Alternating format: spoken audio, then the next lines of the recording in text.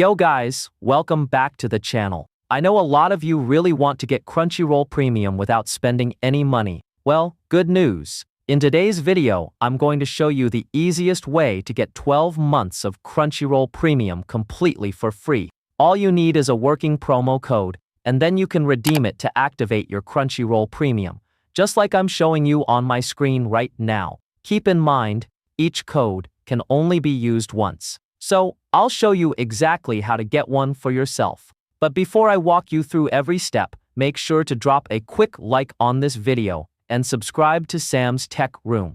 Alright, let's get started. So guys, the process is super simple, but this method only works when you are using a mobile phone. So, the first thing you need to do is grab your phone and open up your web browser. Then, search for smartcoupons.cc without any spaces. Double check that you type it exactly like I'm showing on the screen. Once you're on the website, search for Crunchyroll Premium and tap on it to open the page. Now let me explain how this site works real quick. From what I've seen, this website gives out free codes every single day, but the daily batches are limited, and each code only works one time. So, once someone redeems a code, nobody else can use that same key again, meaning not everyone can snag one. A buddy of mine showed me this yesterday. I tried it out, and it actually worked for me. So, I figured a lot of you would want to try it out too.